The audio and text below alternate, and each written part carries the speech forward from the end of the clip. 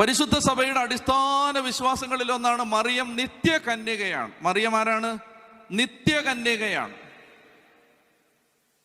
എന്ന് പറഞ്ഞാൽ പരിശുദ്ധ അമ്മയ്ക്ക് മറ്റ് മക്കൾ ഉണ്ടായിരുന്നില്ല.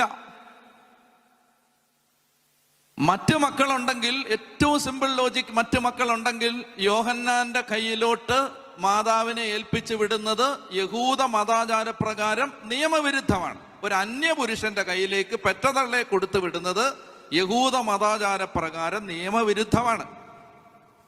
അപ്പോൾ മറ്റു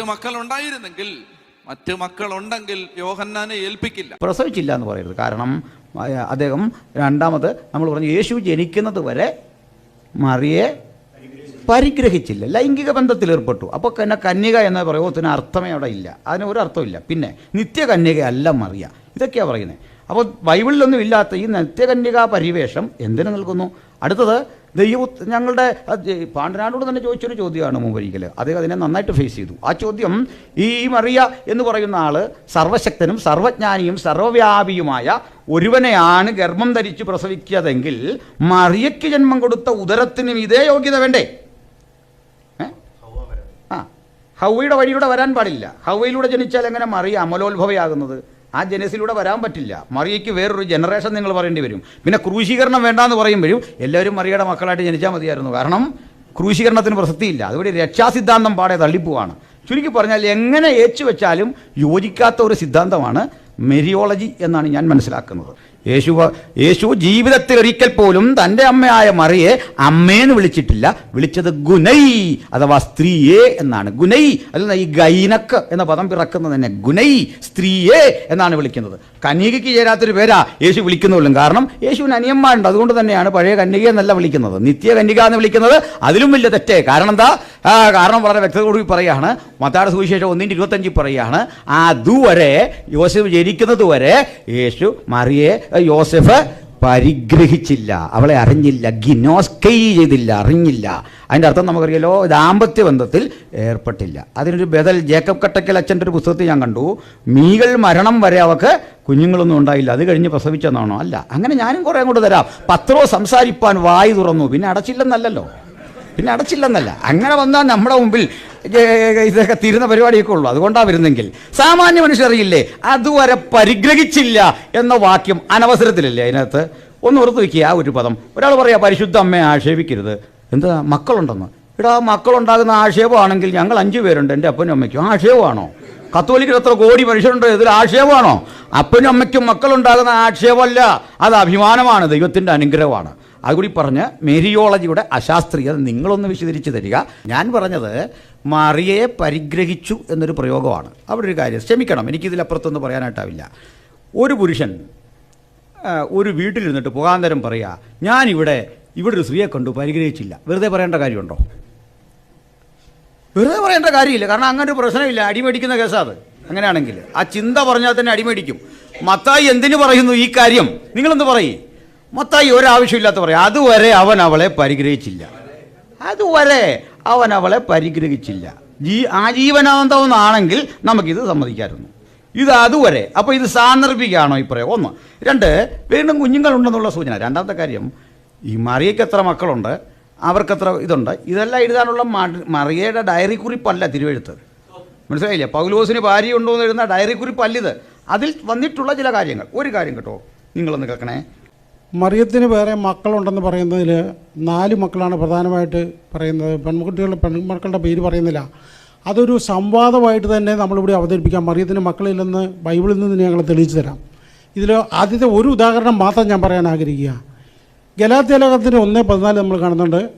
നോക്ക്, കർത്താവിൻ്റെ സഹോദരനും അപ്പസ്തോലനുമായ യാക്കോബിനെ അല്ലാതെ വേറെ ആരെയും ഞാൻ അവിടെ കണ്ടില്ല. കർത്താവിൻ്റെ സഹോദരനും അപ്പസ്തോലനുമായ, അപ്പസ്തോലന്മാരെന്ന് പറയുന്നതിൽ 2 യാക്കോബുമാരുള്ളൂ. ഒന്ന് സെബദി പുത്രനാണ്, ഒന്ന് ഹൽപ്പയുടെ പുത്രനാണ്. ഈ ലൂക്കോസിൻ്റെ സുവിശേഷം 2-ാം അധ്യായം അതിൻ്റെ 7-ാം വാക്യത്തിൽ പറയുക, അവൾ ആദ്യജാതനായ, എന്തോന്നാ? ആദ്യജാതൻ, ഫസ്റ്റ് ബോൺ. ഇത് ബൈബിൾ ഒത്തിരി എടുത്തുള്ളൊരു പ്രയോഗമാണ്, ഫസ്റ്റ് ബോൺ അല്ലേ? ആദ്യജാതനായ, ഫസ്റ്റ് ബോണായ പ്രോട്ടോടോക്കോൺ, ഗ്രീക്കിൽ കിടക്കുന്ന പ്രോട്ടോടോക്കോണായ ആ മകനെ പ്രസവിക്കും വരെ പ്രസവിച്ചു. ആദ്യജാതനായ മകനെ പ്രസവിച്ചു. ഒരു മകനെ ഉള്ളെങ്കിൽ ആദ്യജാതൻ എന്ന പദത്തിന് എന്താ അർത്ഥം? എത്രയോ മക്കളുണ്ട്. ആദ്യജാതനായ മകനെ പ്രസവിച്ചു. പ്രോട്ടോടോക്കോൺ. ഈ പ്രയോഗങ്ങൾ പിന്നെയും എടുത്ത പ്രോട്ടോ, ഡ്യൂട്രോ, ടിട്രോ ഇങ്ങനെ പറഞ്ഞ ഗ്രീക്കിൽ എണ്ണം പോകുന്ന അങ്ങോട്ട് 1 2 3 എന്നൊക്കെ പറയുന്ന പോലെ പോകുന്നത്. പ്രോട്ടോ ഫസ്റ്റ് വൺ, ആദ്യത്തേതിനെ, ഒന്നാമത്തേതിനെ പ്രസവിച്ചു. പ്രോട്ടോ അല്ല, വേറെ വാക്കവിടെ ഇല്ല, പ്രോട്ടോ. അപ്പോൾ ഇതേ കാര്യം പിന്നെ നമ്മൾ കിടക്കുന്നത് ഇവിടെ ആദ്യജാതന്മാരെ സംഹരിച്ചു, അവിടെ ജനിച്ച കുട്ടികളെ സംഹരിച്ചു.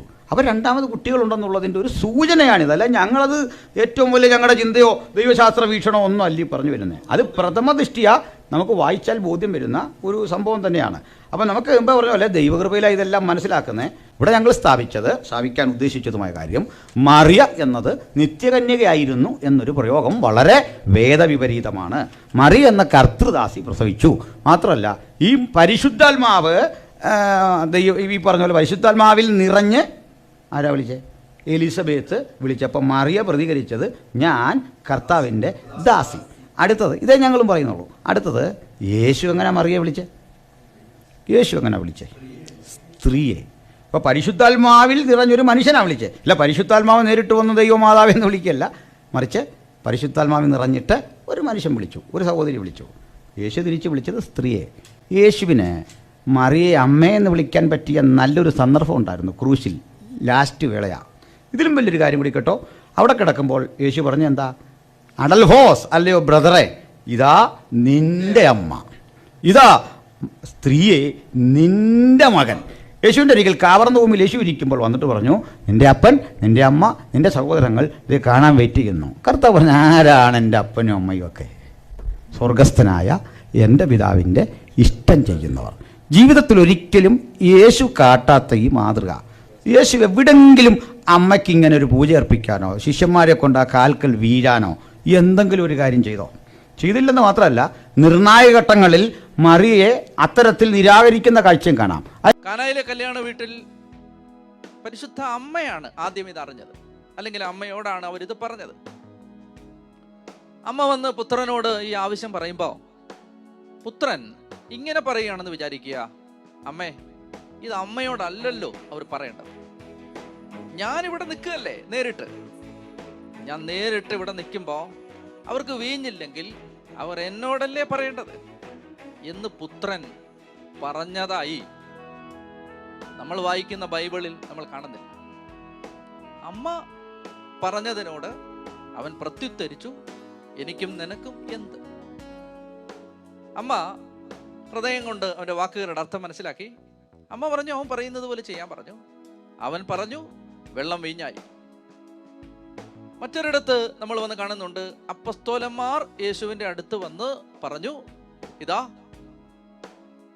ഈ ജനം ആകെ ക്ഷീണിച്ചിരിക്കുകയാണ്, നീ അവരെ ദയവ് ചെയ്ത് പറഞ്ഞു വിടുക. കർത്താവ് അപ്പസ്തോലന്മാരോട് പറഞ്ഞില്ല, ഞാൻ അവരെ കണ്ടുകൊണ്ടിരിക്കുകയല്ലേ, എനിക്കറിഞ്ഞൂടെ അവരുടെ അവസ്ഥ, അത് നിങ്ങൾ പറയേണ്ട ആവശ്യമുണ്ടോ? അല്ലെങ്കിൽ മറ്റൊരിടത്ത് യഹൂദന്മാർ യേശുവിൻ്റെ അടുത്ത് വന്ന് പറയുകയാണ്, ഗുരു നീ ഈ ശതാധിപനെ ഒന്ന് സഹായിക്കണം, ഈ ശതാധിപനെ സഹായിക്കണം. എന്നിട്ട് അവർ പറയുകയാണ്, ആ ശതാധിപൻ വിജാതീയനാണെങ്കിൽ അദ്ദേഹം നല്ലവനാണ്, അദ്ദേഹം നമ്മുടെ ജനത്തോട് സ്നേഹമുള്ള ആളാണ്, നമുക്കൊരു സിനഗോഗ് പണിയിച്ച് തന്നിട്ടുണ്ട്. കർത്താവ് പറഞ്ഞോ, ശതാധിപന് എൻ്റെ അടുത്ത് നേരിട്ട് വരാമല്ലോ, ഞാനിവിടെ നിൽക്കല്ലേ, ശതാധിപൻ എന്നെ കാണുന്നില്ലേ, എന്നോട് നേരിട്ട് പറയൂ, നിങ്ങൾ എന്തിനിടയ്ക്ക് നിൽക്കണം? ഫിലിപ്പോസ് വന്ന് പറയുന്നുണ്ട്, ഗ്രീക്കുകാർ ഇതാ നിന്നെ അന്വേഷിക്കുന്നു. കർത്താവ് പറഞ്ഞോ, ഗ്രീക്കുകാർക്ക് എൻ്റെ അടുത്ത് നേരിട്ട് വന്ന് കാര്യം പറഞ്ഞൂടെ? ഫിലിപ്പോസെ, നിന്റെ അടുത്ത് എന്തിന് ഇത് പറയണം? എനിക്ക് പറയാനുള്ളത്, നിങ്ങളെപ്പോലെ അല്ല ദൈവം, നമ്മളെപ്പോലെ അല്ല ദൈവം. നമുക്കുണ്ടാവുന്നൊരു ഈഗോ ക്ലാഷ് ഈ വിഷയത്തിൽ ദൈവത്തിനുണ്ടാകുമെന്ന് ഞാൻ കരുതുന്നില്ല. കാരണം ദൈവത്തോട് ചേർന്ന് നിൽക്കുന്നവരെല്ലാം ദൈവത്തിൻ്റെതാണ്. ദൈവത്തോട് ചേർന്ന് നിൽക്കുന്നവരെല്ലാം ദൈവത്തിന് അന്യരല്ല, സ്വന്തം കുടുംബത്തിലെ അംഗങ്ങളാണ്. ആ അംഗങ്ങൾ പറയുന്നതിന് ദൈവത്തിന് വിലയുണ്ട്. കാനാവിലെ കല്യാണത്തിന് ഇവർ മധ്യസ്ഥതയ്ക്ക് ഉപയോഗിക്കുന്ന അതേ വാക്യം തന്നെ ഞാൻ പറയാം. അവിടെ വന്നിട്ട് എന്താ പറഞ്ഞത്? ഇവർക്ക് വീഞ്ഞ് പോരാ, വീഞ്ഞില്ല എന്ന് വന്നപ്പോൾ യേശു തിരിച്ചു പറഞ്ഞ എന്തെന്നാ? സ്ത്രീയെ, എനിക്കും നിനക്കും തമ്മിൽ എന്താ? ഇത് ഈ പ്രയോഗം ഓർക്കണം. ഇത് യേശുവിന് മുമ്പും ഈ പ്രയോഗമുണ്ട്. എവിടെയെന്നറിയണ്ടേ? മകൻ മരിച്ചുപോയ ആ സ്ത്രീ വന്ന് പ്രവാചകനെ കണ്ടിട്ട് പറയുകയാണ്, ദൈവപുരുഷനെ, എനിക്കും നിനക്കും തമ്മിൽ എന്ത്? സെരുവിയുടെ മക്കളെ, എനിക്കും നിനക്കും തമ്മിൽ എന്ത്? ഗദരദേശത്തെ ഭൂതഗ്രസ്തർ യേശുവിനെ കണ്ടിട്ട് പറയുക, യേശുവേ, മഹോന്നതനായ ദൈവപുത്ര, എനിക്കും നിനക്കും തമ്മിൽ എന്ത്? ഇതൊരു ശൈലീ പ്രയോഗമാണ് അവിടെ. അങ്ങനെ പറഞ്ഞതിൻ്റെ അർത്ഥം എന്താണെന്നറിയോ? ഞാൻ എൻ്റെ നിലയിലോ നീ നിൻ്റെ നിലയിലോ കൈകാര്യം ചെയ്യേണ്ട കാര്യം. ഇത് കൂട്ടുകൃഷിയല്ല. മനസ്സിലായില്ലേ? ഇത് ഞാൻ ചെയ്യാം. എൻ്റെ കൈറോസ് നാഴിക ഇതുവരെ വന്നിട്ടില്ല. ഞാൻ എൻ്റെ നിലയിൽ ചെയ്യും. കർത്താവ് ഒരിക്കലും മറിയയെ രക്ഷാകരണ പദ്ധതിക്ക് കൂടെ കൂട്ടിയില്ല. ഒരു പ്രവൃത്തിക്കും മറിയയുടെ സഹായം യേശു സ്വീകരിച്ചില്ല. അവൻ ആരുടെയും സഹായം ആവശ്യമില്ലെന്ന് മാത്രമല്ല, യേശുവിനെക്കുറിച്ച് പറയുന്നത് എന്താണ്? അവന് തുല്യനായി ആരുമില്ല. അതാ പറഞ്ഞു വരുന്നത്. സഹരക്ഷകയായിരിക്കുക എന്ന പ്രയോഗം ഏറ്റവും വലിയ തെറ്റ് തന്നെയാണ്. അതുകൊണ്ട് ഞാൻ അവിടെ പുനഃസംവാദത്തിന് തയ്യാറാണ്. അതിനുള്ള അവസരം കണ്ടുപിടിക്കാം. ഒരിക്കൽ ഈശോ മശിഹ കാനാവിലെ കല്യാണത്തിന് ക്ഷണിക്കപ്പെട്ട് ചെന്നതാ. പക്ഷെ ഇരിക്കാതെ കണ്ട് അങ്ങോട്ടും ഇങ്ങോട്ടും നടക്കും. അകത്തൊരു കുശുകുശുപ്പ്, ഇടയ്ക്ക് വെച്ച് വീഞ്ഞു തീർന്നു പോയി. ഈശോയുടെ അമ്മ മറിയമും ആ കലവറക്കാരുടെ കൂട്ടത്തിലൊക്കെ ഉണ്ടായിരുന്നു. അല്ലാതെ വലിയ കൂടിയെടുത്തല്ല ക്രിസ്തു ജന്മമെടുത്തത്. കലവറയിലൊക്കെ നിൽക്കാൻ കൊള്ളാവുന്ന ആളായിട്ട് മാത്രമാ അന്ന് അമ്മ മറിയമ്മനെ അവർക്ക് മനസ്സിലായതും കണ്ടതും കേട്ടതും ഒക്കെ. അപ്പോൾ ഞാൻ ഓടിച്ചെന്ന് പറഞ്ഞു, അവർക്ക് വീഞ്ഞില്ല, അവർക്ക് വീഞ്ഞില്ല. ഈശോ തിരിഞ്ഞൊരു വാക്ക് പറഞ്ഞത് എന്നെ ചിന്തിപ്പിച്ചത്, സ്ത്രീയെ, എനിക്കും നിനക്കും തമ്മിൽ എന്ന് എന്റെ നാഴിക ഇതുവരെ വന്നിട്ടില്ല. അർത്ഥാൽ ഇനി മേലാൽ മറ്റുള്ളവർക്ക് വേണ്ടി ഇടയ്ക്ക് നിൽക്കാൻ കയറി വരില്ലെന്നാ അന്നേ പറഞ്ഞതാ. എനിക്കും നിനക്കും തമ്മിൽ എന്ത്? പറയേണ്ടവൻ നേരിട്ട് പറയട്ടെ, ഇടയ്ക്ക് നിന്ന് പറയല്ലേന്നാ പറഞ്ഞത്. അച്ചായ, ഇത് മനസ്സിലാക്കണം. വഞ്ചിക്കപ്പെടരുത്. അറിഞ്ഞേച്ച് നരകത്തിൽ പോന്നപ്പോ അറിയാതെ പോയ കുറ്റം എനിക്കാ, അറിഞ്ഞേച്ച് പോയാൽ നിങ്ങൾ തന്നെ വഹിച്ചോളൂ, എനിക്ക്. അതുകൊണ്ട് വിളിച്ചു പറയുക, സ്ത്രീയെ, ഇത് നമ്മുടെ പരിശുദ്ധ ഏവൻഗേലിയോനിൽ നിന്ന് ഞാൻ എടുത്തു പറയുക, അല്ലാതെ എന്റെ കയ്യിൽ നിന്നിട്ട് പറയുകയല്ല. നമുക്കിത് അറിയാൻ വയ്യാതെ വീട്ടിൽ ചെന്ന് വായിക്കുമ്പോൾ വിവരം മനസ്സിലാക്കണം. അങ്ങനെയാ, സ്ത്രീയെ, എനിക്കും നിനക്കും തമ്മിൽ എന്താ? എന്റെ നാഴിക ഇതുവരെ വന്നിട്ടില്ല. അമ്മ അന്ന് അവിടുന്ന് ഒരു വെളിയിൽ വിട്ട് അവരോട് ചെന്ന് നേരിട്ട് പറഞ്ഞതാ എന്റെ വിശ്വാസം. നേരിട്ട് പറഞ്ഞു, അവൻ നിങ്ങളോട് എന്തെങ്കിലും കൽപ്പിച്ചാൽ അത് ചെയ്യും. അവൻ വയാ മീ ടു യു എന്നല്ല, അല്ലെങ്കിൽ you via me to him എന്നുമല്ല. അവൻ കറക്റ്റ് നിങ്ങളോട്, നിങ്ങൾ അവനോട്. ഇടയ്ക്ക് എന്നെ ഞാനും അവനോട്ട് എന്നാ പറഞ്ഞതിന്റെ അർത്ഥം മനസ്സിലായി? അവൻ നിങ്ങളോട് എന്തെങ്കിലും കൽപ്പിച്ചാൽ അത് ചെയ്തോ. എന്റെ കയ്യിൽ ഒരു കൽപ്പനയും തന്നിട്ടില്ല, നേരാൽ ഇതുകൊണ്ട് ചെല്ലരുതെന്ന് പറഞ്ഞിട്ടുണ്ടെന്നാ പറഞ്ഞതിന്റെ അർത്ഥം. അതുകൊണ്ട് കർത്താവിന്റെ അമ്മ മറിയം ആരാധിക്കപ്പെടുവാൻ ഈ വേദപുസ്തകത്തിൽ തെളിവില്ലെന്നേ ഞാൻ പറഞ്ഞു. ഞാൻ ഈ പറഞ്ഞതിന്റെ പേരിൽ വിശുദ്ധരോടുള്ള പ്രാർത്ഥനയും സ്നേഹവും നിങ്ങൾ നിർത്തരുത്. വിശുദ്ധരുടെ മാധ്യസ്ഥം തേടേണ്ടത് നമ്മുടെ പുണ്യ ജീവിതത്തിലേക്കുള്ള യാത്രയ്ക്കുള്ള സഹായമായിട്ടാണ്. ഈ ലോകത്ത് പൂർത്തിയാവേണ്ട ദൈവിക പദ്ധതികൾ പൂർത്തിയാക്കാൻ നമ്മളെ സഹായിക്കുന്നവരാണ് വിശുദ്ധർ. മനസ്സിലായോ? ഇപ്പൊ ഞാൻ പ്രാർത്ഥിക്കുന്ന വിശുദ്ധരിൽ ഒരാളാണ് വിശുദ്ധ അന്തോണീസ്. എന്തുകൊണ്ടാണ്? വചനപ്രഘോഷണം നടത്തിക്കൊണ്ടിരുന്ന ഒരു വിശുദ്ധനാണത്. അപ്പോൾ വചനപ്രഘോഷകനായി എനിക്ക് വേണ്ടി അദ്ദേഹം പ്രാർത്ഥിക്കും. മനസ്സിലായോ? അപ്പൊ അതിനുള്ള സഹായമല്ലേ വിശുദ്ധര്? അതിനാണ് സ്വർഗം. നമുക്ക് ചുറ്റും സാക്ഷികളുടെ വലിയ സമൂഹമുള്ളതിനാൽ നമ്മെ വിഷമിപ്പിക്കുന്ന ഭാരവും പാപവും നമുക്ക് നീക്കിക്കളയാം എന്നാ പറഞ്ഞു. സാക്ഷികൾ ഉള്ളത് കൊണ്ട് നമ്മുടെ പാപമൊക്കെ നമുക്ക് കളയാം എന്ന് പറഞ്ഞാൽ അവർ സഹായിക്കുന്നു.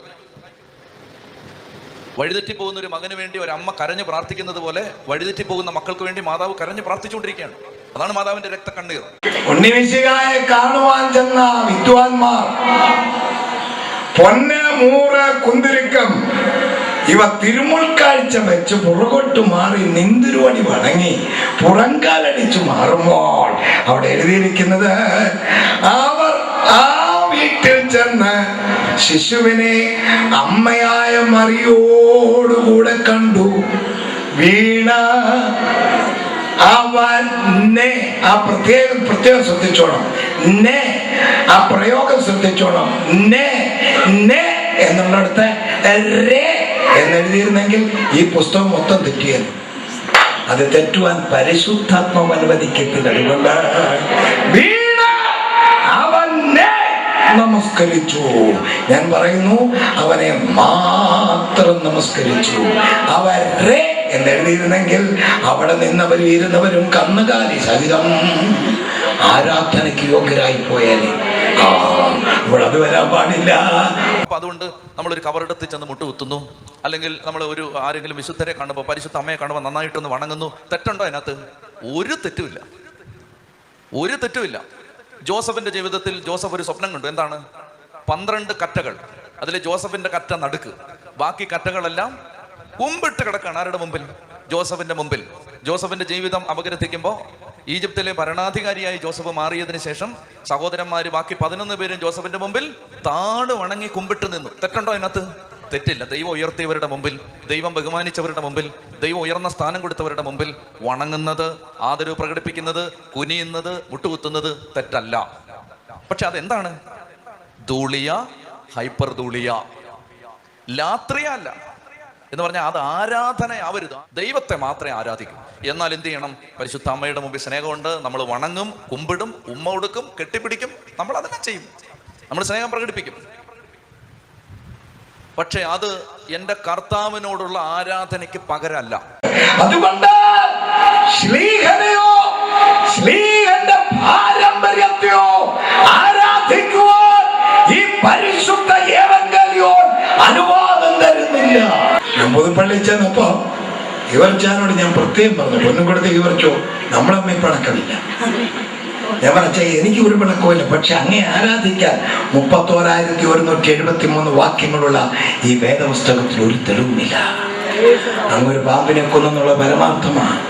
അങ്ങനെയാണെങ്കിൽ ഗോപാലൻ പണ്ട് എത്രണ്ണത്തെ കൊന്നു അവിടെ എല്ലാം നമ്മളിപ്പിച്ചെന്ന് വളർന്നു. വേലായുധം കയറിയിരുന്ന ഇരുപ്പ് 100 ചില്ലുവാനം പാമ്പും വേലായുധനം കൂടെ കൂട്ടിക്കേറി ഇരുന്നിട്ട് കടിച്ചും കുടഞ്ഞും ഊറി എടുത്തും ഒക്കെ എത്ര ദിവസമാണ് സർപ്പയജ്ഞം നടത്തിയത്. അതുകൊണ്ട് ഞങ്ങൾ വേലായുധനെ തുടങ്ങണം.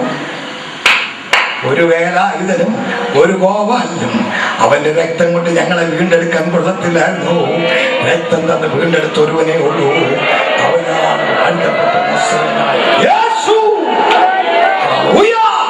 അവനെക്കുറിച്ച് പറയുമ്പോൾ ശരീരത്തിന് രോമാഞ്ചമുണ്ടാകുകയാണ്. അത്ര ശ്രേഷ്ഠനാവൻ. അവന്റെ ശ്രേഷ്ഠത എത്ര മഹത്വമാണ്. ഒരിക്കൽ പത്രോസ്ലീഹ കൊർന്നല്യോസിന്റെ വീട്ടിലോട്ട് ചെന്നപ്പോ കൊർന്നല്യോസ് ആളുകളെയും കൂട്ടി ഇയാളെ സ്വീകരിക്കാൻ തന്നെ നോക്കിയിരിക്കുക. തലേ ദിവസമേ ദർശനം കിട്ടി വരുന്ന വരവാ. അപ്പോൾ വേണ്ട എല്ലാ ക്രമീകരണങ്ങളും ചെയ്ത് വന്നവരെല്ലാം മഴയോട് പത്രോസ് അടിയടാ. ആരാ? പത്രോസിനെ അടിക്കാനല്ല, തമ്പാർ വായനക്കാർ കുത്തിയാരെങ്കിലും അടിച്ചു തകർത്ത് എന്നിരിക്കട്ടെ എന്നൊരു ഭാവനയാ. എന്തുവാ കഥന? ഇപ്പോഴും നമ്മളെ പത്രോസിന്റെ അകത്ത് പോലും ചെല്ലാൻ കൊള്ളരുതാത്തവരൊക്കെ വരുമ്പോ നമ്മള് കഥന പൊട്ടിക്കുമല്ലോ. കഥന പറഞ്ഞു കാച്ചില കഥനായി അതിനേക്കാൾ കടുപ്പമുള്ള തമ്പാറിന്റെ അടിയും ബഹളവും എല്ലാം കഴിഞ്ഞ കൊർന്നല്യോസ് നേരിട്ട് ഇറങ്ങിച്ചെന്ന് കാൽക്കലങ്ങ് വീണപ്പോൾ കൊള്ളാം പാടുക എന്ന് പറയാതെ പത്രോസ് അവനെ പിടിച്ച് മേലോട്ടൊരു പൊക്കിട്ട് പറഞ്ഞു, ഈ വ്യർത്ഥകാരൻ ഇതെന്നെ ചെയ്യുന്നത്? ഞാനും നിന്നെ പോലെ കേവലക്കാരനായൊരു മനുഷ്യനാ. ദൈവത്തെ നമസ്കരിക്കേ. കരങ്ങൾ വീശി വീശി ദൈവത്തെ പത്രോസ് മാത്രമാണോ പൗലോസ്ലീഹായ്ക്ക് ഇന്ദ്രക്ഷേത്രത്തിലെ പൂജാരിയും പരിവാരക്കാരും കൂടെ ഒരുമിച്ച് കാളകളെയും ഭൂമാലയും കൊണ്ടുവന്ന് പിറവിമുള്ളേ മുടന്തനായിരിക്കുന്ന ഒരുത്തനെ ഒറ്റ നോട്ടോ ഒരു ചൂട്ടോടെ ചൂണ്ടി അവൻ ചാടി അങ്ങ് എഴുന്നേറ്റ് കഴിഞ്ഞപ്പോൾ അയ്യോടാ, ദേവന്മാർ മനുഷ്യരൂപത്തിൽ ഇറങ്ങി വന്നിരിക്കുന്നു എന്ന് പറഞ്ഞ് ഇവർക്കൊരു യാഗം കഴിക്കാമെന്ന് പറഞ്ഞ് അവങ്ങളെല്ലാം കൂടെ വന്ന് ഇതങ്ങോട്ട് തുടങ്ങിയതാ. അപ്പോൾ പൗലോസ് വിളിച്ചു പറഞ്ഞു, പുരുഷന്മാരെ, നിങ്ങൾ ഈ വ്യർത്ഥകാര്യങ്ങളെ വിട്ട് ആകാശവും ഭൂമിയും സൃഷ്ടിച്ച ദൈവത്തെ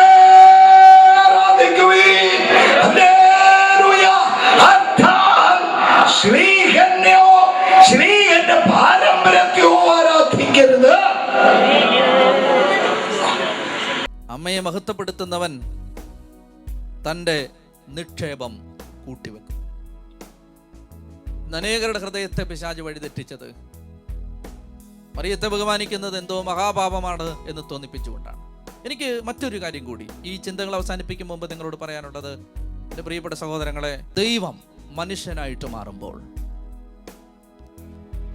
ദൈവം ഒരു മനുഷ്യരൂപമെടുക്കുമ്പോൾ, അഖിലാണ്ട പ്രപഞ്ചത്തെ മുഴുവൻ സൃഷ്ടിച്ച സർവശക്തനും സർവാധിപനും മനുഷ്യബുദ്ധിക്ക് അഗ്രാഹ്യനുമായ മനസ്സിലാക്കാൻ പറ്റാത്തത്ര മഹാ ഔന്നത്യത്തിൽ വസിക്കുന്ന ആ ദൈവം മനുഷ്യനാകുമ്പോൾ ആ ദൈവത്തിന് വന്ന് പിറക്കാൻ ഏറ്റവും നല്ലതായി ദൈവം കണ്ട ഒരു ഉദരം ഈ അമ്മയുടെ ഉദരമായിരുന്നെങ്കിൽ, ഈ ലോകത്തിൽ ദൈവത്തിന് ഇറങ്ങി വരാൻ ഏറ്റവും നല്ലതെന്ന് തോന്നിയത് ഈ വ്യക്തി ആയിരുന്നെങ്കിൽ, ആ വ്യക്തി എത്രയോ ഔന്നത്യമുള്ള ഒരാളാണ്. ആ വ്യക്തി എത്രയോ ഉയരത്തിൽ നിൽക്കുന്ന ഒരാളാണ്. ആ വ്യക്തിയെ നിന്ദിക്കുന്നത് പരിശുദ്ധാത്മാവിനെതിരെ ദൂഷണം പറയുന്നതിന് തുല്യല്ലേ? ആ വ്യക്തി എത്രയോ ഉയരത്തിൽ നിൽക്കുന്ന ഒരാൾ. നമ്മുടെ വീട്ടിൽ ജോലിക്ക് വരുന്ന ഒരാളെ പോലെയോ,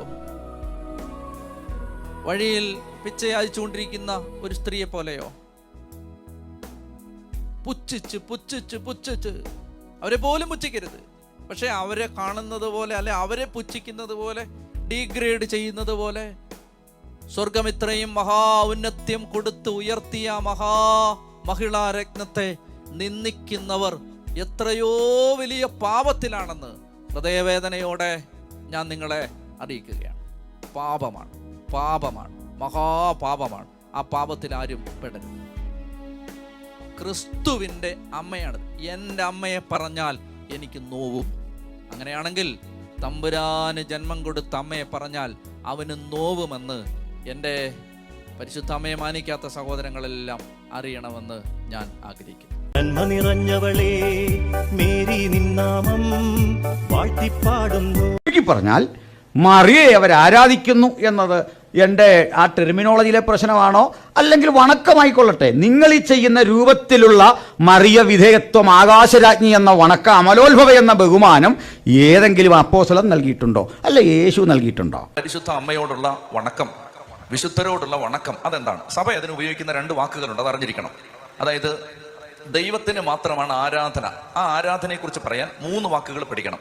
ദൈവത്തിന് കൊടുക്കുന്ന ആരാധന, ആ ആരാധനയെ കുറിച്ച് പറയാനുള്ള വാക്കാണ് ലാത്രിയ. പറഞ്ഞേ, ലാത്രിയ. പറഞ്ഞേ, LATRIA, ലാത്രിയ. അതെന്താണ് ലാത്രിയ എന്ന് പറഞ്ഞാൽ? സഭ പറയാണ് ദൈവത്തിന് മാത്രം കൊടുക്കേണ്ട ആരാധന. അപ്പൊ ലാത്രിയ ആർക്ക് മാത്രമേ ഉള്ളൂ? ദൈവത്തിന് മാത്രമേ കൊടുക്കാവൂ. ആരാധന ദൈവത്തിന് മാത്രമേ കൊടുക്കാവൂ. ഇനി എന്താണ് ആരാധന? ദൈവത്തെ ഒന്നാം സ്ഥാനത്ത് പ്രതിഷ്ഠിക്കുന്നു. എൻ്റെ ജീവിതത്തിലെ പ്രൈം ഫോക്കസ് ദൈവമാണ്, വേറെ ആരുമല്ല. ഊണിൽ ഉറക്കത്തിൽ എൻ്റെ ചിന്ത ദൈവം മാത്രമാണ്, ദൈവം മാത്രമാണ്. പിതാവ്, പുത്രൻ, പരിശുദ്ധാത്മാവ്. നല്ല വ്യക്തത വേണം. ഊണിൽ ഉറക്കത്തിലും എൻ്റെ ചിന്ത ദൈവം മാത്രമാണ്, വേറെ ആരും ആ പൊസിഷനിലോട്ട് വരരുത്. ആരും വരരുത്. മാതാവ് വരരുത്, അന്തോണീസ് വരരുത്, ഗീവർഗീസ് സഹോദരൻ വരരുത്, അൽഫോൻസാമ വരരുത്, വിശുദ്ധരാരും വരരുത്. Prime focus has to be given to the Lord Almighty Father, Son and Holy Spirit. പിതാവ്, പുത്രൻ, പരിശുദ്ധാത്മാവ് ദൈവത്തിന് മാത്രമാണ് എന്ന് പറഞ്ഞാൽ നമുക്ക് ഹൃദയത്തിൽ പൂജിക്കേണ്ടത്, ഹൃദയത്തിൽ ഒന്നാം സ്ഥാനത്ത് വെച്ചിരിക്കേണ്ടത് ദൈവത്തെ മാത്രമാണ്. എന്നാൽ സഭ പറയുകയാണ് ഹൈപ്പർ ധൂളിയ. രണ്ടാമത്തെ വാക്ക്. മൂന്നാമത്തെ വാക്ക് ധൂളിയ. ധൂളിയ, ഹൈപ്പർ ധൂളിയ, DULIA, ഹൈപ്പർ ധൂളിയ. ഈ രണ്ട് വാക്ക് ഒന്ന് ശ്രദ്ധിച്ചേ. ഒന്നാമത്തെ വാക്ക് ഏതാ? ലാത്രിയ. അടുത്തത് എന്താണ്? ധൂളിയ, ഹൈപ്പർ ധൂളിയ. അടുത്തത്. അപ്പൊ 3 വാക്കുകൾ പറഞ്ഞേ. ലാത്രിയ, ധൂളിയ, ഹൈപ്പർ ധൂളിയ. ലാത്രിയ, ദൈവത്തിന് കൊടുക്കേണ്ട അഡറേഷൻ, വർഷിപ്പ്, ദൈവത്തിന് മാത്രം കൊടുക്കേണ്ട ആരാധന. സഭ പറയുകയാണ് ലാത്രിയ ആർക്ക് മാത്രം? ദൈവത്തിന് മാത്രം. എന്നാൽ ധൂളിയ എന്ന് പറഞ്ഞാൽ അതിൻ്റെ അർത്ഥം വെനറേഷൻ, വണക്കം, ബഹുമാനത്തിന്റെ കുറച്ചുകൂടെ കൂടിയൊരു ഡിഗ്രി, വണക്കം. ശ്രദ്ധിച്ചോണേ, ഇത് സഭയ്ക്ക് നല്ല വ്യക്തതയുണ്ട്, സഭാ മക്കൾക്കാണ് വ്യക്തത ഇല്ലാത്തത്. അതായത് സഭ പഠിപ്പിക്കുകയാണ് ലാത്രിയ ദൈവത്തിന് മാത്രം, ആരാധന ദൈവത്തിന് മാത്രം. മറ്റെന്താണ്? ധൂളിയ, ഹൈപ്പർ ധൂളിയ. ഹൈപ്പർ ധൂളിയ പരിശുദ്ധ കന്യകാമറിയത്തിന് എന്ന് പറഞ്ഞാൽ വിശുദ്ധരോടുള്ള വണക്കത്തെക്കാൾ ഒരു പടി കൂടി ബഹുമാനം, വണക്കം, ആദരവ് പരിശുദ്ധ അമ്മയോടുണ്ട്. കാരണം എന്താണ്? കർത്താവിന്റെ അമ്മയായതുകൊണ്ട്. മനസ്സിലായി? സാധാരണ വിശുദ്ധരുടെ ഗണത്തിലല്ല പരിശുദ്ധ അമ്മയെ സഭ കാണുന്നത്, അത് കുറച്ചുകൂടെ ഉയർന്ന ഒരു തലത്തിലാണ്. പക്ഷെ അവിടെയും അത് ലാത്രിയ ആവുന്നില്ല. ആവുന്നുണ്ടോ? ഇല്ല. മറിച്ച് എന്താണ്? ഹൈപ്പർ ധൂളിയ. ആർക്ക്? പരിശുദ്ധ അമ്മയ്ക്ക് ഹൈപ്പർ ധൂളിയ. ഒരു അതിസാധാരണ, അസാധാരണ, കുറച്ചുകൂടെ ഉയർന്ന ഒരു ബഹുമാനം, വണക്കം, ഒരു ആദരവ്. അതാർക്കാണ്? പരിശുദ്ധ അമ്മയ്ക്ക്. ധൂളിയ അതാർക്കാണ്? വിശുദ്ധർക്ക്, പിതാക്കന്മാർക്ക്, വിശുദ്ധർക്ക്, രക്തസാക്ഷികൾക്കെല്ലാം സഭ കൽപ്പിച്ചു കൊടുക്കുന്ന ബഹുമാനത്തിന്റെ പേരാണെന്ത്? ധൂളിയ. ഇങ്ങനെ സഭ പഠിപ്പിക്കുന്നത്, ഇങ്ങനെ പഠിപ്പിക്കുന്നുള്ളൂ. അതുകൊണ്ട് ധൂളിയ, ഹൈപ്പർ ധൂളിയ. അതായത് സാധാരണ മനുഷ്യരോട്, ഒരു അധ്യാപകനോടോ അല്ലെങ്കിൽ ഒരു അച്ഛനോടോ കാണിക്കുന്ന ബഹുമാനമല്ല. അതിനപ്പുറത്ത് ദൈവ മനുഷ്യരോടുള്ള ഒരു ആദരവ്. ഉദാഹരണത്തിന് അബ്രഹാമിന്റെ വീട്ടിലേക്ക് 3 ദൂതന്മാർ വരുമ്പോൾ നിലംപറ്റെ താണു വണങ്ങി അവരെ കുമ്പിട്ടു എന്നാ പറയുന്നത്. എന്ന് പറഞ്ഞാൽ ഇവരേതോ അസാധാരണ ദൈവമനുഷ്യരാണെന്ന് തോന്നിയത് കൊണ്ട് അവരെ അങ്ങ് നിലംപറ്റെ കുമ്പിട്ട് അങ്ങ് വണങ്ങി. തെറ്റുണ്ടോ അതിനകത്ത്? ഒരു തെറ്റുമില്ല. അത് ദൈവ മനുഷ്യരോട് നമ്മൾ കാണിക്കുന്ന ആദരവാണ്. അപ്പൊ അത് ഞങ്ങൾ പറയുന്നു ഇത് അപ്പോസ്തോലികമല്ല, ഇത് വേദപുസ്തക അധിഷ്ഠിതമല്ല, ഒരു അപ്പോസ്തലനും ചെയ്യാത്ത കാര്യം. അതുകൊണ്ട് ആരാധനയും വണക്കവും തമ്മിലുള്ള നിങ്ങൾ പറഞ്ഞ വ്യത്യാസം നമ്മൾ അംഗീകരിച്ചു. ഇതിൻ്റെ മാതൃക ഒന്ന് പറഞ്ഞു തരൂ. അപ്പോൾ വിഷയം തീർന്നു. സാധിക്കുന്നതാണ് ശരി. പക്ഷേ അതിന് മുമ്പേ ആ തിയോളജിയാണ് ശരിയാകേണ്ടത്. അതുകൊണ്ട് വണക്കം എന്ന് പറയുന്നത് ബഹുമാനത്തിൻ്റെയും, പ്രോസ്കുനിയ ചെയ്യുക എന്ന് പറഞ്ഞാൽ ആരാധനയുടെയാണ്. അപ്പം നിങ്ങൾ പ്രോസ്കുനിയ തന്നെയാണ് തത്വത്തിൽ ചെയ്യുന്നത്. അതിൻ്റെ കാരണമാണ് ഒരാൾ യേശുവിനെ ആക്ഷേപിച്ചാലും സുവിശേഷങ്ങളെ തെറ്റായി പഠിപ്പിച്ചാലും ഉണ്ടാകാത്ത വികാരം മറിയെക്കുറിച്ച് പറയുമ്പോൾ ഉണ്ടാകുന്നു. അതാണ് നിങ്ങളുടെ ഏറ്റവും വലിയ വൈകാരിക പ്രശ്നം. അവിടെ വരുന്ന എന്തുകൊണ്ടാ? സർവ്വത്തിനും കാരണഭൂതനായി രക്തമൊഴുക്കി നമുക്ക് വീണ്ടെടുപ്പ് നിർവഹിച്ച മറിയയുടെ കൂടെ രക്ഷയ്ക്ക് കാരണഭൂതനായി ക്രൂശിൽ പിടഞ്ഞു മരിച്ചവനെ കുറിച്ച് പറയുമ്പോൾ ഇല്ലാത്ത ആവേശം മറിയയ്ക്ക് വരുമ്പോൾ എങ്ങനെ വരുന്നു? അത് തന്നെ ആരാധന. അത് മനസ്സിലായില്ലേ? അത് തന്നെ നിങ്ങൾക്ക് ബോധ്യപ്പെട്ടു. സ്തോത്രം. ഇല്ല, യേശുവിനെ കുറിച്ച് പറയുമ്പോൾ ഇല്ല. ഞങ്ങളും നിങ്ങളും തമ്മിലുള്ള ഒരു വലിയ വ്യത്യാസം അതാണ്. തെറ്റുപറ്റാത്ത ദൈവപുത്രൻ അവൻ്റെ അനാദി നിർണയത്തിൽ ജഡമെടുത്ത് ഈ ലോകത്തിലേക്ക് വന്ന അത്ഭുത സംഭവമായ സുവിശേഷം ഞങ്ങളുടെ ആവേശമാണ്. അത് ഞങ്ങളുടെ സിരാഞരമ്പുകളിൽ പടർന്നു കയറുന്ന ഉജ്ജ്വല ലഹരിയാണ്. സ്തോത്രം. പ്രേക്ഷലോ. ഒപ്പം ഞങ്ങൾ മറിയെ ആദരിക്കുന്നു, ബഹുമാനിക്കുന്നു, യോസേഫിനെ ആദരിക്കുന്നു, ബഹുമാനിക്കുന്നു. അപ്പോൾ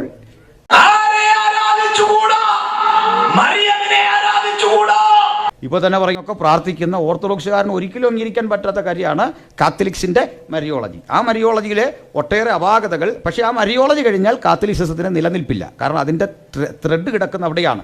ഞാനീ പറയുമ്പോഴും എൻ്റെ പ്രിയപ്പെട്ട സഹോദരന്മാരെ, ഇത് വൈകാര്യമായി ബാധിക്കുന്നു എന്ന് എനിക്ക് നന്നായിട്ടറിയാം അനേക ആൾക്ക്. കാരണം they are the followers of ഏതോ ഒരു മറിയ, അതായത് യേശുവിൻ്റെ അമ്മയായ മറിയല്ല. അതാണ് കാരണം. അവർ കണ്ടുപോയ, ശീലിച്ചു പോയ ഒരു ശില്പത്തിൻ്റെ പിന്നാലെ അനുഗമിക്കുക. ഇത് ആരുടേതെന്ന് പോലും അറിയാതെ വണങ്ങുക. ഞാൻ എൻ്റെ ഒരു വൈകാരികമായൊരു കാര്യം കൂടി ഓർമ്മപ്പെടുത്തട്ടെ. ഞാൻ എൻ്റെ പിതാവിൻ്റെ മരണം ചെറുപ്പത്തിലേ സംഭവിച്ചു. എൻ്റെ ചെറുപ്പത്തിൽ അദ്ദേഹം മരിച്ചു. 45 വയസ്സുള്ളൂ അദ്ദേഹത്തിന് അന്ന് പ്രായം. അദ്ദേഹം മരിച്ചു. ഞാൻ അദ്ദേഹത്തെ കണ്ടിട്ടില്ല. അപ്പോൾ അദ്ദേഹത്തോടുള്ള എൻ്റെ സ്നേഹം നിമിത്തം അപ്പൻ എനിക്കൊരു വികാരം തന്നെയാണ്. അതിന് പകരം ആരോ വരച്ചു വെച്ച 4-ാം നൂറ്റാണ്ടിൽ ഒരു പടം കണ്ടിട്ടത് അപ്പനാണെന്ന് വിശ്വസിക്കേണ്ടി വരുന്നതിനേക്കാൾ എനിക്കിഷ്ടം എൻ്റെ വികാരങ്ങളെ താലോലിച്ചു പോകാനാണ് എനിക്ക് കൂടുതൽ ഇഷ്ടം. ആരോ വരച്ച ഒരു ചിത്രം, അതിന് ലൂക്കോസിൻ്റെ പേര് ചാർത്തുക, ഇതൊക്കെ തന്നെ ശ്ലൈഹികമല്ല. ഇതേ ഞങ്ങൾ പറഞ്ഞുള്ളൂ. അല്ലാതെ ഞങ്ങൾ പറയുന്നത് കാത്തലിസം ചെയ്യുന്ന എല്ലാം തെറ്റാണെന്നൊരു വാദം ഞങ്ങൾക്കില്ല. ദയവായി ശ്രദ്ധിക്കുക. ഈ ലോകത്ത് ഏതൊരാൾ ചെയ്യുന്നതും തെറ്റാണെന്നല്ല. ബൈബിളിലില്ല ചിലത്, സ്ലീഹന്മാർ അംഗീകരിച്ചിട്ടില്ല ചിലത്. ഇതാണ് ഞങ്ങളുടെ വാദം. ദയവായി ആ വ്യതിരിക്തത നിങ്ങളൊന്ന് കണ്ടു മനസ്സിലാക്കണം. ഞങ്ങളൊരിക്കലും നിങ്ങളുടെ കുറ്റം പറയല്ല സഹോദരങ്ങളെ. നിങ്ങളുടെ പ്രവണത അപ്പോസ്തോലികമല്ല, ക്രൈസ്തവമല്ല, വേദാധാരം ഉള്ളതല്ല. ഒരു നൂറ്റാണ്ടിലെ സഭ, 1-ാം നൂറ്റാണ്ടിലെ സഭ ഒരിക്കലും ചിന്തിക്കാത്ത കാര്യങ്ങളുടെ ഒരു മായിക ലോകത്തുകൂടിയാണ് നിങ്ങൾ മനുഷ്യരെ നയിക്കുന്നത്. അവിടെയാണ് വിയോജിപ്പ്. ആ വിയോജിപ്പ് മാത്രമേ ഉള്ളൂ നമുക്ക് തമ്മിൽ. ഓക്കെ, ദൈവസന്നിധിയിൽ നിന്ന് പരിശുദ്ധാത്മാവോട് ആലോചന ചോദിച്ചിട്ട് പരിശുദ്ധ കന്യാമറിയം ദൈവമാതാവ് അല്ലെന്ന് പരിശുദ്ധാത്മാവ് വെളിപ്പെടുത്തുന്നാൽ ഈ വലത് കൈ മുറിച്ച് നിങ്ങൾക്ക് തരാം. അടുത്തത് കൈമുറിക്കേണ്ട കാര്യമില്ല. അത്രത്തോളം അദ്ദേഹം വില്ലിംഗ് ആണത്. ഞങ്ങൾ യേശുവിന് വേണ്ടി മരിക്കാനേ തയ്യാറുള്ളൂ. സഭയ്ക്ക് വേണ്ടി പോലും തല്ലുകൊള്ളാൻ താല്പര്യമില്ലാത്തവരാ യേശുവിന് വേണ്ടി. മനസ്സിലായി? വ്യത്യാസമുണ്ട്. ഓർഗനൈസേഷനാണ് ചർച്ച എന്നൊക്കെ പറയുന്നത്. ഇന്നത്തെ എല്ലാം തന്നെ അങ്ങനെയാണ്. ഞാൻ പറഞ്ഞത് കാര്യം തന്നെയാണ് ഇപ്പോൾ സംഭവിച്ചത്. നമ്മൾ എത്രയോ കാര്യങ്ങൾ പറഞ്ഞു. മറിയെക്കുറിച്ച് പറഞ്ഞപ്പോൾ ഉണ്ടായ വികാര വിക്ഷോഭം കണ്ടോ? പ്രൊട്ടസ്റ്റന്റ് വിഭാഗത്തിൽപ്പെട്ട ചില സുഹൃത്തുക്കൾ എനിക്കുണ്ട്. എനിക്കറിയാം, അവർ പരിശുദ്ധ അമ്മയെ നമ്മൾ ബഹുമാനിക്കുന്നത് പോലെ ബഹുമാനിക്കുകയോ അമ്മയോട് മധ്യസ്ഥം പ്രാർത്ഥിക്കുകയോ ചെയ്യുന്നവരല്ലെങ്കിൽ കൂടി മാതാവിനെ നിന്ദിച്ചൊരു വാക്കുപോലും പറയാത്തവരാണ്. അങ്ങനെയുള്ള അനേകരെ എനിക്ക് വ്യക്തിപരമായി പരിചയമുണ്ട്. അവരാരും അമ്മയെ, ഞാൻ വിശ്വസിക്കുന്ന വിശ്വാസത്തോട് അവർ ഒരു തരത്തിലും ഒത്തുപോകുന്നവരല്ല. അവരതിനെ സംശയബുദ്ധിയോടെ കാണുന്നവരാണ്. എൻ്റെ സുഹൃത്തുക്കളാണ്. എന്നാൽ ഒരിക്കൽ പോലും ഈ അമ്മയെ നിന്ദിക്കുന്നതായി ഞാൻ കേട്ടിട്ടില്ല. എന്നാൽ അനേകരെ മറുവശത്തുണ്ട്. പരിശുദ്ധ അമ്മയെ ദുഷിക്കുക, നിന്ദിക്കുക, പരിഹസിക്കുക. സ്വന്തം അമ്മയെ ബഹുമാനിക്കുന്നവർക്ക് മാതാവിനെ ബഹുമാനിക്കാൻ പറ്റും. എൻ്റെ അമ്മയെ പറഞ്ഞാൽ ഞാൻ സഹിക്കില്ല. എൻ്റെ അമ്മയെ പറഞ്ഞാൽ ഞാൻ സഹിക്കില്ല. എൻ്റെ അമ്മയെ പറഞ്ഞാൽ ഞാൻ സഹിക്കില്ല. അങ്ങനെയാണെങ്കിൽ ദൈവം തൻ്റെ പുത്രനെ പ്രസവിക്കാൻ തിരഞ്ഞെടുത്ത ഈ അമ്മയെ നിന്ദിക്കുന്നത് പാപമല്ല, മഹാപാപമാണ്. ചെറിയ പാപമല്ല, വലിയ പാപമാണ്. അനുഭവിക്കണം, ഏറ്റുപറയണം, ഒരിക്കലും നിന്ദിക്കണം. മറിയ എൻ്റെ അമ്മയെപ്പോലെ, നിങ്ങളുടെ അമ്മയെപ്പോലെ, ഇവിടെ ഇരിക്കുന്ന പ്രിയപ്പെട്ടവരുടെ അമ്മയെപ്പോലെ ഒരാളാണ് എന്ന് വിശ്വസിക്കുന്നതിൽ എന്താ തെറ്റ്? അതുപോലെ തന്നെ യേശു അങ്ങനല്ലേ വന്നത്. അല്ല, നമ്മൾ ഈ ചിത്രത്തിൽ കാണുന്ന പോലെ ഒരു പ്രഭാവലയോ ഒന്നും യേശുവിൻ്റെ ചുറ്റുമില്ല. അതുകൊണ്ട് രാത്രിക്ക് അറസ്റ്റ് ചെയ്യാൻ വരുമ്പോൾ യേശു ആരെ ശിഷ്യനാരെന്ന് അറിയാത്തതുകൊണ്ട് യൂദയ്ക്ക് ചുംബനം കൊടുക്കേണ്ടി വരുന്നത് എന്നെ നിങ്ങളെയും പോലൊരു സാധാരണ മനുഷ്യനായിട്ടാണ്. അതാണ് ക്രിസ്തു മഹത്വം എന്ന് പറയുന്നത്. സ്വർഗത്തിൽ ദൂതഗണങ്ങളുടെ ആരാധന കൈപ്പറ്റുന്ന ക്രിസ്തുവിനേക്കാൾ ശ്രേഷ്ഠൻ എന്നെയും നിങ്ങളെയും പോലെ ഒരു മനുഷ്യനായിട്ട് ഇവിടെ വന്നു എന്നതാണ് യേശുവിൻ്റെ മഹത്വം എന്ന് പറയുന്നത്. സ്തോത്രം. അപ്പോൾ അതുകൊണ്ട് മനുഷ്യത്വം വെളിപ്പെടുത്തുകയാണ് കർത്താവ് ചെയ്തത്. സാറ് പറഞ്ഞ പോലെ. അപ്പോൾ അടുത്തായിട്ട് പറയട്ടെ, ഈ ചോദിച്ച വിഷയത്തിലേക്ക് നേരെ ഒന്ന് വന്നാൽ, ഈ 5 പേരുണ്ട് എന്ന് ഞാൻ പറയുന്നത് ആദ്യ വായനയിലാണ്. എനിക്ക് പ്രഥമദൃഷ്ട്യാ വായിച്ചിട്ട് ബോധ്യം വരുന്ന ഒരു കാര്യമാണ്.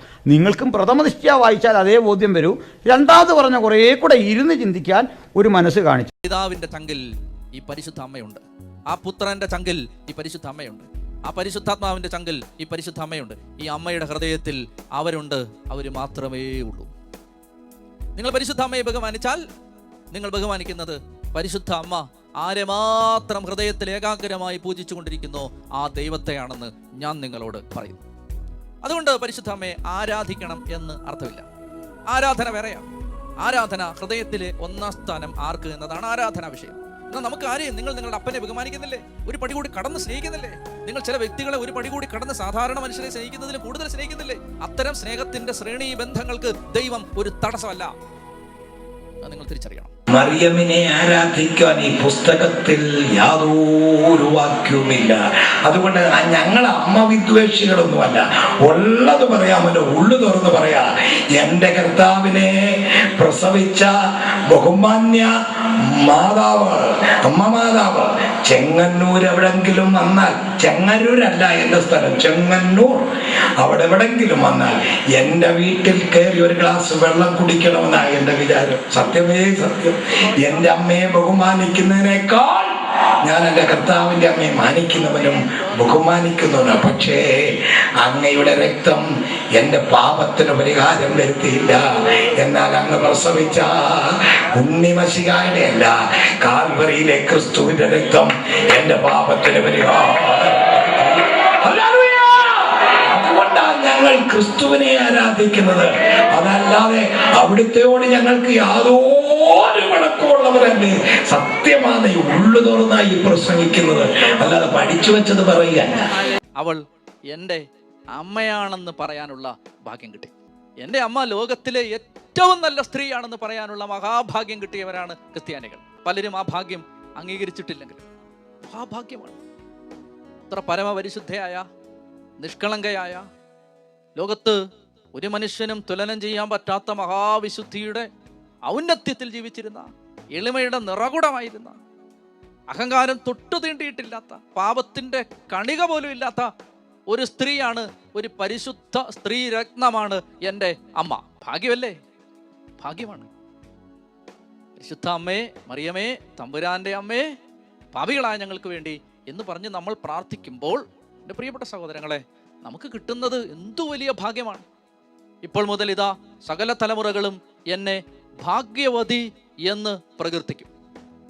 ശക്തനായവൻ എനിക്ക് വലിയ കാര്യങ്ങൾ ചെയ്തിരിക്കുന്നു, അവൻ്റെ നാമം പരിശുദ്ധമാണ്. ഒരു കാര്യം കൂടെ ഒന്ന് പറഞ്ഞോട്ടെ. പരിശുദ്ധാത്മാവിൽ നമ്മുടെ എലിസബത്ത് വിളിച്ചു, എൻ്റെ കർത്താവിൻ്റെ മാതാവ്. ഞാനും വിളിക്കും എൻ്റെ കർത്താവിൻ്റെ മാതാവ് എന്ന് വിളിക്കാൻ എനിക്കെന്താ മടി? അത് ജീവനുള്ള ഒരാളിനെ വേണം. മരിച്ച് എങ്ങോട്ട് പോയെന്നൊന്നും ഒരു പിടിയില്ലാത്ത ആളിനെ ഞാൻ എവിടെ പോയെന്നുകൊണ്ട് വിളിക്കും എൻ്റെ കർത്താവിൻ്റെ മാതാവെന്ന്. ഇന്ന് മറിയം ഉണ്ടെങ്കിലേ ആ വിളിക്ക് അർത്ഥമുള്ളൂ. ഞങ്ങളും വിളിക്കും, ഒരു കുഴപ്പമില്ല. അത് അതെ. അടുത്ത അവൾ പറയുന്നത് ഞാൻ കർത്താവിൻ്റെ ദാസി. അടുത്തൊരു കാര്യം കൂടെ, ഒരിക്കൽ കൂട്ടത്തിലൊരു സ്ത്രീ എഴുന്നേറ്റുന്നുണ്ടൊരു ഒരൊറ്റ പറച്ചിൽ വന്നു, നീ കുടിച്ച മുലയും നിന്നെ ചുമ്മിയ ഉദരവും ഭാഗ്യമുള്ളത്. എന്റെ കർത്താവ് അവിടെ നിന്ന് യേസ് എന്ന് പറയാതെ കർത്താവ് അവിടെ നിന്നോട് പറഞ്ഞു, നോ, അങ്ങനെയല്ല. സ്വർഗസ്ഥനായ എന്റെ പിതാവിന്റെ ഇഷ്ടം ചെയ്യുന്നവരത്രേ ഭാഗ്യവാന്മാർ, അല്ലാതെ എന്നെ ചുമ്മിക്കൊണ്ട് നടന്നെന്ന് വിചാരിച്ച് പ്രത്യേക ഭാഗ്യമില്ലെന്നാ പറഞ്ഞത്. അതുകൊണ്ട് മാലാഖയെ ആരാധിച്ചുകൂടാ, മറിയമേ ആരാധിച്ചുകൂടാ, ശ്ലീഹന്മാരെ ആരാധിച്ചുകൂടാ, ശ്ലീബയെ ആരാധിച്ചുകൂടാ. മറിയത്തിന്റെ ഉദരത്തിൽ ഭ്രൂണമായിട്ടാണോ അല്ലെങ്കിൽ വചനമായിട്ടാണ് ജനിച്ചതെങ്കിൽ ആ ജനിച്ച സമയത്ത് ഈ ദൈവവചനം അല്ലെങ്കിൽ ദൈവം ആയിരുന്നോ അതോ മനുഷ്യനായിരുന്നോ? ചോദ്യം എന്ന് പറഞ്ഞാൽ മറിയത്തിൻ്റെ ഉദരത്തിൽ ആയിരിക്കുമ്പോൾ യേശു ദൈവപുത്രനാണോ ഇനി മനുഷ്യനാണോ?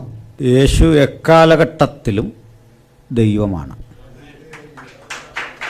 യേശുവിൻ്റെ ദൈവത്വം നിരാകരിക്കുന്ന ഒരു നിമിഷം അവനിലില്ല. ഹൈപ്പോസ്റ്റാറ്റിക് നേച്ചർ, അത് അങ്ങനെ പറയുന്ന തെറ്റിദ്ധരിക്കല്ലേ. ചില പദങ്ങൾ അങ്ങനെ പറഞ്ഞേ പറ്റൂ. തനിമയുള്ളൊരു മലയാളം പറഞ്ഞാൽ അല്പം പാടുവരും. സോപ്പെന്ന് പറയാനേ പറ്റൂ. മാലിന്യ ദുരീകരണ പദവിൽപാദന പിണ്ഡം എന്ന് പറയാൻ പറ്റില്ല. ചില പദങ്ങൾ അങ്ങനെ ഉപയോഗിച്ചു പോകും, ക്ഷമിക്കണം.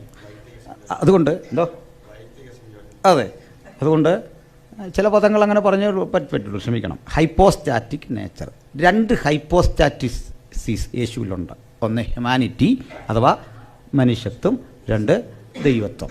ഇത് ഭ്രൂണമായി മറിയയുടെ ഉദരത്തിൽ ഉരുവായി എന്നുള്ളത് ഒരു മാനുഷിക ജനനബോധത്തിൽ നടത്തുന്ന ഒരു നിരീക്ഷണവും പരികല്പനയും ഒക്കെ തന്നെയാണ്. യേശുവിൻ്റെ മറിയയുടെ ഉദരത്തിൽ നമ്മൾ ചെന്നിട്ട് രൂപപ്പെട്ടു. അത് കേൾക്കുമ്പോഴേ അതിനകത്ത് തന്നെ ഒരു ചോദ്യത്തിൽ തെറ്റുണ്ട്. കോടാനുകോടി ബീജാണുക്കൾ അങ്ങോട്ട് ചെന്നിട്ട് അതിൽ പലതും നശിച്ചിട്ട് ഒന്ന് ഡെഫിനിറ്റീവ് ന്യൂക്ലിയസുമായിട്ടും മറ്റൊന്ന് ചെന്നിട്ടൊരു അണ്ടവുമായിട്ട് സംയോജിച്ചിട്ട് അതുവഴി ഉണ്ടാകുന്ന ഒരു പുത്ര രൂപവൽക്കരണത്തിൻ്റെ സാമാന്യമായ ജീവശാസ്ത്ര ബോധത്തിൽ നിന്ന് പിറവികൊള്ളുന്ന ചോദ്യമാണത്. ആ ചോദ്യം കന്യകഗർഭിണിയായി എന്ന് പറയുന്നത് പ്രസക്തമല്ല. മനസ്സിലായില്ലേ? എങ്ങനെ പ്രസക്തമാകും? ഒരിക്കലും അങ്ങനെയല്ല. ആ ഇൻസിഡൻറ്റ് എന്താണെന്നൊന്നും നമുക്കറിയില്ല. It's A mystery. അതൊരു വസ്തുതയാണ്, ഒരു രഹസ്യമാണ്. അവൻ്റെ ജനനം എന്ന് പറയുന്നത് അത്ഭുത ജനനമാണ്. അങ്ങനെ അവൻ ജനിച്ച പോലെ ആരും ജനിച്ചിട്ടില്ല. അതെ, തന്നെയല്ല, മറിയയിൽ നിന്ന് ഒരംശവും യേശു സ്വീകരിച്ചിട്ടില്ലെന്ന് വിശ്വസിക്കുന്നവരാണ് ഞങ്ങൾ. ഒരംശവും, ഒരു പാർട്ടും. പിന്നെ എങ്ങനെ മനുഷ്യനായി? അങ്ങനെ മനുഷ്യനാകാം, അതല്ലേ ആദമായത്. നമ്മുടെ ഇന്നൊന്നും സ്വീകരിച്ചല്ലോ. ആദമുണ്ടായതുപോലെ തന്നെ ഒടുക്കത്തെ ആദമിനും അതുപോലെ തന്നെ നിലകൊള്ളാനായിട്ട് പറ്റും. അതൊരു സിമ്പിളായ കാര്യമാണ്. എന്തോ അതെ, അവൻ ജന്മം എടുക്കുകയായിരുന്നു. അതാണ് സംഭവിച്ചത്. അപ്പോൾ ഞങ്ങളാ പറയുന്ന ചിന്തയിലേക്ക് വരെ ഈ മൊട്ടത്തോടെന്നുള്ള ഉദാഹരണമൊക്കെ ആ ആവേശം കയറി പറഞ്ഞാണ്. അതൊക്കെ പിൻവലിക്കേണ്ട ഒന്നാണ്, അതൊന്നും ശരിയല്ല. എന്നാൽ മറിച്ച് അതിനൊക്കെ അപ്പുറത്ത് മറിയയുടെ കമ്മിറ്റ്മെൻറ്റ് ഞങ്ങൾ അംഗീകരിക്കുന്നു 100%. മറിയ വളരെ ആദരണീയായൊരു സ്ത്രീയല്ല. ഇതല്ലേ എലിസബത്ത് പറഞ്ഞത്, എൻ്റെ കർത്താവിൻ്റെ അമ്മയുടെ വന്ദന സ്വരം കേട്ടപ്പോൾ പിള്ള യോവന്നാൻ ഉള്ളത്തിൽ ആനന്ദം കൊണ്ട് തുള്ളി. അത് വലിയൊരു അനുഭവമാണ്. അപ്പോൾ അതേ വിധത്തിലുള്ള ഒരു മഹത് വ്യക്തിത്വമാണ് മറിയ. പക്ഷെ ഞാൻ പറയാണ്, കാനാവിലെ കല്യാണത്തിന് യേശു അവിടെ ചെന്നു. അതിൻ്റെ അർത്ഥം പറയാൻ പിന്നെയും പ്രാർത്ഥിക്കണം. അത് അതിനാ നമുക്ക് വിവേകം ദൈവം തന്നിരിക്കുന്നത്. കാനാവിൽ ചെന്നു എന്ന് പറഞ്ഞാൽ കാനാവിൽ ചെന്നു, അതതിൻ്റെ അർത്ഥം. പിന്നെ വ്യാഖ്യാനങ്ങളുണ്ട് അതിൻ്റെ പൊരുൾ, അതാണ് സത്യം. വേറൊരു കാര്യം കൂടെ അദ്ദേഹം പറഞ്ഞു, തനിക്ക് വെളിപ്പെട്ടു. അത് ശരിയായിരിക്കാം, അതിൽ നമുക്ക് തർക്കമില്ല. ഇങ്ങനെ ഒത്തിരി പേർക്ക് വെളിപ്പെട്ടു. ഇങ്ങനെ നമ്മുടെ നാട്ടിലൊരു സഹോദരന് വെളിപ്പെട്ടു, യേശു പാലസ്തീനിൽ പാപികളായ യഹൂദന്മാരെ രക്ഷിക്കാൻ വന്ന പോലെ ഞാനാണ് ഇവിടെ വെളിപ്പെട്ടത് എന്ന് പറഞ്ഞൊരാളുണ്ട്. അതിൻ്റെ കാരണം എന്താ? അങ്ങനെ പറയാനുള്ള സ്വാതന്ത്ര്യമുള്ളൊരു രാജ്യത്താണ് നിങ്ങൾ ജീവിക്കുന്നതിന് ഒരു കുഴപ്പമില്ല. പക്ഷേ വേദപുസ്തകത്തിൽ അടിസ്ഥാനമില്ല അതിന്. അത് നമ്മുടെ ഇടയിൽ കൊണ്ട് വെളിപ്പാടാന്ന് പറയുന്നതൊക്കെ വിളിച്ചു പറയുന്ന ആളുകൾ, അതിന് അടിസ്ഥാനമില്ല. ഞങ്ങളിവിടെ പറയുന്നൊരു കാര്യം, സാറൊരു കാര്യം എന്നോട് പറഞ്ഞു, പ്രാർത്ഥിക്കുന്ന രണ്ടുപേരെ. തീർച്ചയായിട്ടും ആയിരക്കണക്കിന് ആളുകൾ ഇന്ന് പ്രാർത്ഥിച്ചുകൊണ്ടിരിക്കുകയാണ്, ആയിരക്കണക്കിന് ആളുകൾ പ്രാർത്ഥിച്ചുകൊണ്ടിരിക്കുകയാണ്, ആയിരക്കണക്കിന് ആളുകൾ ഇത് കണ്ടുകൊണ്ടിരിക്കുകയാണ്. അക്കാലത്ത് ഒരാൾക്ക് 2 പേര് വരിക, 2-ലധികം പേര് വരുന്നത് ഒരു സംസ്കാരമുണ്ട്. ദിദിമോസ് എന്ന തോമസ്, ബർണബാസ് പ്രബോധനപുത്രൻ എന്നർത്ഥമുള്ള യോസേഫ് എന്ന അപ്പോസ്തലന്മാർ പറഞ്ഞ ആ യോസേഫ് എന്ന പേരുള്ള സൈപ്രസ് ദ്വീപുകാരനായ ബർണബാസ്. പോസ്റ്റ്മാൻ വല്ലാതെ വിഷമിച്ചു അഡ്രസ്സ് കൊണ്ട് എഴുത്ത് കൊടുക്കാൻ. അങ്ങനെയുള്ള ബർണബാസിനെ കാണുന്നു. ഒരാൾക്ക് 2 പേരുണ്ടെന്ന്, മറുപേരുള്ള ഒരു ശൈലി. അതിൻ്റെ കാരണം, ഒരു കുട്ടി യഹൂദന്മാർക്കിടയിൽ ജനിക്കുമ്പോൾ ആ കുട്ടിക്ക് യഹൂദന്മാരൊരു ജൂതപ്പേരിടും, ജൂതപ്പേര്, യഹൂദന്മാരുടെ പേര്. പക്ഷേ ഈ കുട്ടിയെ റോമൻ അടിമത്ത കാലഘട്ടത്തിൽ റോമക്കാരൻ വേറൊരു പേരും കിടും. ഉദാഹരണം, നമ്മളിവിടെ ഒരു ഭായിയെ കണ്ടിട്ട് അവൻ്റെ പേര് ചോദിച്ചാൽ നമുക്ക് മനസ്സിലാകത്തില്ല. നമ്മളവനെ ബാബു നമ്മൾ വിളിച്ചൊന്ന് കൂട്ടിക്കോ എന്ന് പറഞ്ഞ നമുക്ക് പറ്റത്തില്ല, അവൻ്റെ പേര് വഴങ്ങത്തില്ല. ലാൽ, മ്യാങ്, താങ്, സിങ്, സുലൂങ് എന്നൊക്കെ ആയിരിക്കും അവൻ്റെ പേര്. അതിന് വരെ നമ്മളവനെ ബിജു എന്ന് പേരിട്ടങ്ങ് വിളിച്ചൊന്ന് കൂട്ടിക്കോ, ക്ഷമിക്കണം, അങ്ങനെ ആ പേരുള്ളവരുണ്ടെങ്കിൽ. അപ്പോൾ പിന്നെ ഇവൻ ബിജുവായി ഒരുപോലെ ഇതുമാവും. അപ്പോൾ ഈ റോമക്കാർ ചെയ്യുന്നത് പലപ്പോഴും ഇടുന്ന ഇവൻ്റെ ഒരു ദൈവത്തിൻ്റെ പേരായിടുന്നത്. അതുകൊണ്ട് ഈ പേര് യഹൂദനൊരു വല്ലാത്ത ബുദ്ധിമുട്ട്. അതുകൊണ്ട് യഹൂദൻ ജനിക്കുമ്പോഴേ ഒരു കുഞ്ഞിന് 2 അതിലധികമോ പേരിടും. അതൊരു സംസ്കാരമാണ്. എന്താണെന്നറിയണ്ടേ? ഇത് ഞാൻ കാത്തലിക് ഡിക്ഷണറികൾ നോക്കി പറയുന്നത് കേട്ടോ. അതിന് വേണം തെളിവ് തരാം, ധാരാളം വേണമെങ്കിൽ തരാം. അപ്പോൾ അതിൽ പറയുന്നത് എന്താ അറിയണ്ടേ? എൻ്റെ കാരണം, ഈ പേരിൻ്റെ സമാന അർത്ഥമുള്ള ഒരു പേരായിരിക്കും അപ്പുറത്ത് വിടുക. അപ്പോൾ അതുകൊണ്ട് ഈ യാക്കോബ് എന്നുള്ള പേര് പലർക്കും ഉണ്ട്. തദ്ദായിയുടെ പേര് ഒരു ലിസ്റ്റിൽ കാണുന്നില്ല, തദ്ദായി ആ പേര് ഒരു ലിസ്റ്റിൽ കാണുന്നില്ല. അപ്പോൾ ഈ ഒരു പേരിൻ്റെ കാരണത്താൽ യേശുവിൻ്റെ സഹോദരനായ യാക്കോബിനെ അല്ലാതെ മറ്റാരെയും കണ്ടില്ല. ഡയറക്റ്റ് യേശുവിൻ്റെ അനുജനായ യാക്കോബുണ്ട്. അതിൻ്റെ അർത്ഥം അദ്ദേഹത്തെ കണ്ടു എന്ന് കരുതി ഇത് ഇങ്ങനെ ഒരാളില്ലെന്ന് എങ്ങനെ അർത്ഥം വരുന്നത്? അദ്ദേഹത്തെ കണ്ടു, അതുകൊണ്ട് ഇങ്ങനെ ഒരാളില്ല എന്നർത്ഥം ഉണ്ടോ? ഒരിക്കലും ഇല്ല. ഇപ്പോൾ അനിലിന് വേറൊരാളെ നിങ്ങൾ അവിടെ കണ്ടു എന്നതിൻ്റെ അർത്ഥം എന്നെ കണ്ടിട്ടില്ലെന്നല്ല, അല്ലെ എന്നെ കണ്ടെന്ന് പറഞ്ഞാൽ വേറൊരാളെ കണ്ടിട്ടില്ലെന്നല്ല. അത് വായനയുടെ സാമാന്യ രീതി കൊണ്ട് എളുപ്പത്തിൽ മനസ്സിലാകുന്ന കാര്യം തന്നെയാണ്. അത് മാത്രമല്ല, മുമ്പ് പറഞ്ഞ പോലെ ഒരുതരം ദുശാഠ്യമാണ് അങ്ങനെ വരണമെന്ന് ചിന്തിക്കുന്നത്. ആ വഴിക്ക് തന്നെ വരണമെന്ന് ചിന്തിക്കാതെ സ്വതന്ത്രമായി തിരുവെടുത്ത് പഠിക്കുക, ഈസിയായിട്ട് മനസ്സിലാവും.